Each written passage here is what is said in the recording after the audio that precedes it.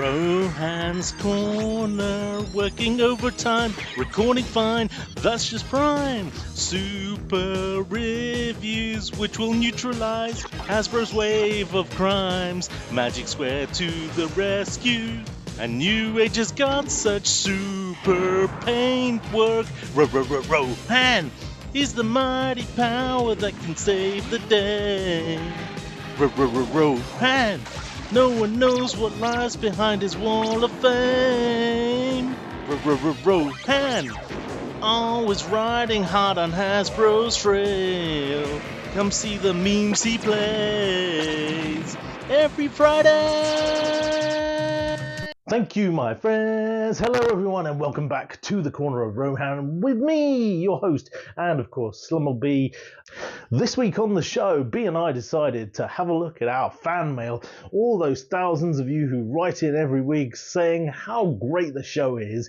We had to sift through all of one message to figure out what we were going to do this week. And so our message comes from none other than C4 Darkmane, who writes, "Hey Rohan, love the show, long time watcher, first time caller." See what you did there. Absolutely love your introductions and your vocals on them. Absolutely top class, unique, and nobody else does anything like that. Yeah, thanks, Drew. Really appreciate that. I mean, there's a lot of effort that goes into them. It takes hours and hours. Would you be willing to share your thoughts along with Bumblebee's on the new Rise of the Beast trailer that's just dropped? Of course I would. Yes, thank you for writing in. And what I would like to say is, let's have a look at the Rise of the Beast trailer that has dropped recently. Obviously, the guys on the show have shown it. You've all seen it. Hopefully, everybody enjoyed it. But there are a couple of takeaways, key takeaways from my perspective that I'd like to bring up.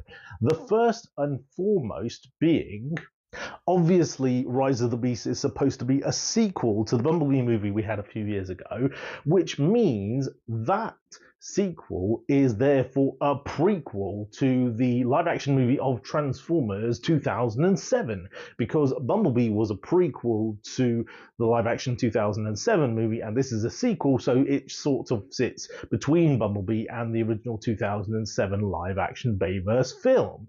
And what that means is, okay, that Bumblebee movie was set in the 80s, and the live-action movie was set in real day in 2007, I guess. So this is somewhere in between, and we've suddenly got all these beasts have turned up. Okay, where did these beasts come from in the timeline? It makes no sense. Okay, fair enough, we haven't got enough information just yet, but maybe, just maybe, those of us who are Beast Wars connoisseurs will be thinking, aha, we're going to have a time travel theory arc coming through from the original Beast Wars storyline, because that is what the story was. The original Beast Wars Megatron traveled back in time, though a descendant of the Decepticons who had been put into slavery now in modern day Cybertron to serve the Autobots. He didn't want any part of that. He traveled back in time to change history by destroying the Generation 1 Optimus Prime, by using the golden discs and what was on them. And the Maximals therefore chased him to apprehend him. And so are we going to get bits and pieces of that storyline where the Maximals, because we haven't seen any Predacons, have traveled back in time to Earth to warn Optimus Prime of some incoming impending doom, which is what we see in that scene between that big metal monkey who it turns up at a waterfall and everyone's like, yeah, okay, and then a big metal robot who turns up to talk to him, and they have a little standoff for like 5 seconds, and you're like, yeah, okay, this is weird. But yeah, that seems to be the dialogue, that there's something big coming, and we see a scene of comets falling. We don't know whether that's the Maximals or the Predacons or the Decepticons, or maybe it's some more Autobots, who knows. But there are definitely Transformers falling onto Earth in this new timeline of Rise of the Beasts.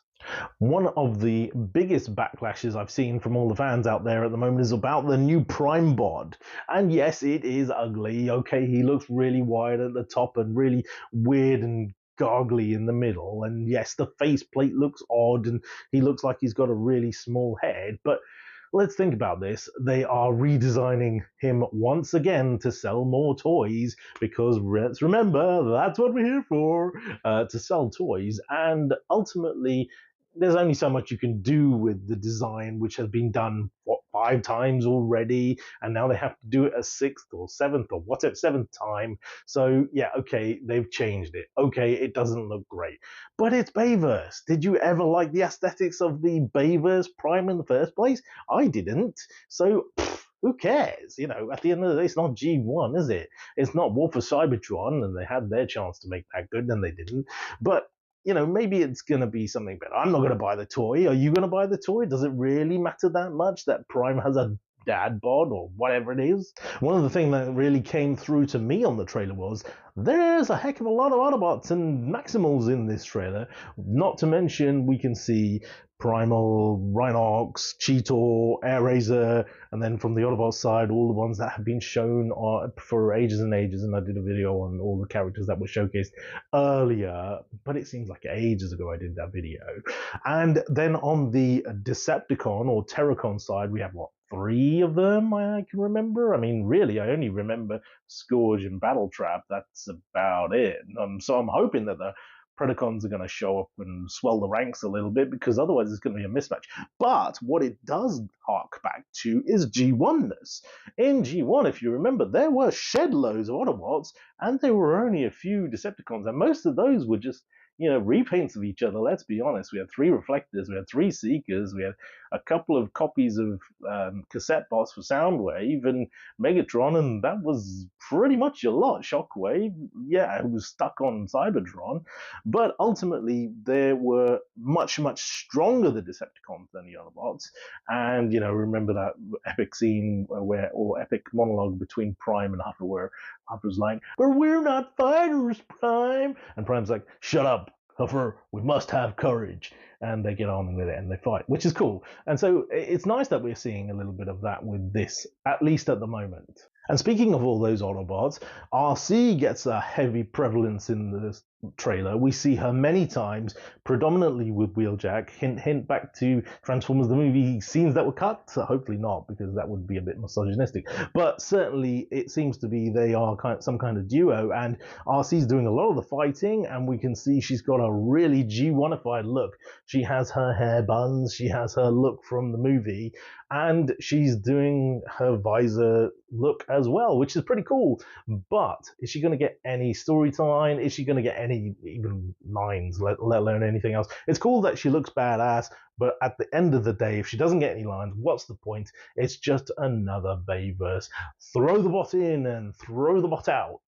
One of the heaviest hitters in the trailer, and one of the best points for me, is the new character Mirage, or Jazz, or whatever you want to call him, the Porsche 911 character, who has a lot of scenes in the trailer. But not just that, we get to see his power showcased, where he makes holographic projections, additional projections of himself to fool a police car that's chasing him in that chase scene. And it's pretty cool. And I was thinking, wait, that's not Mirage's power. Mirage is able to make himself invisible and then go over there, and that's Hound's power. Hound has the ability to make holographic projections, although he never actually used it too much in that manner where he made the same projection of himself, so to speak, or of other robots, but still, that's more like Hound. If we think about the timeline, Jazz should be alive right now, because this is pre-2007 where he was ripped in half, and he wasn't in Bumblebee, so technically it could still be Jazz. One of the best scenes in the trailer is where we see B has been stabbed through the torso by Scourge, and I'm thinking, yes, finally, we're going to see the end of this annoying Bumblebee character who doesn't speak and then talks nonsense, and then he's the promising little young bot coming up to be the leader. But of course, going back to my timeline story, yeah, he's going to be alive for the next film, and we've seen in the past where he's died in the likes of World War II and then still shown up again. So unfortunately, I think we're stuck with this character that Hasbro love to sell toys of, so presumably he will be back again, and yeah, And the final scene in the trailer, where we see this epic coming together, this massive explosive fight between the Autobots, the Maximals, and the Terracons, what we can see of the Terracons, like the three that we know about, and all of those Autobots and Maximals that I mentioned before, is really reminiscent to me of More Than Meets the Eye, the end of More Than Meets the Eye, where Optimus and the Autobots go to the Decepticons' shuttle, and Prime says, encircle the base, and they all come around, and then this massive fight scene, and it's awesome, and Mirage saves the day. Hint, hint, Hasbro. Although that's probably not going to happen here, because I can't see the Terracons trying to take off and go back to Cybertron with a buttload of energon. But at the same time, it also reminds me of the epic fight on the Autobot City on Earth, on the animated Transformers movie, the real Transformers movie, where we had again that huge fight scene between the Autobots and the Decepticons, and then at the end we had that very small segment of fire going from one end to the other, and that kind of reminds me of this. And a little bit of what War for Cybertron should have been like, in my opinion. We see a little bit of this at the beginning of Beast Wars. When you watch the intro of Beast Wars, you see the coming together of the Maximals and the Predacons, and it reminded me of that little scene there. It was a bit of a Easter egg for you Beast Wars fans out there.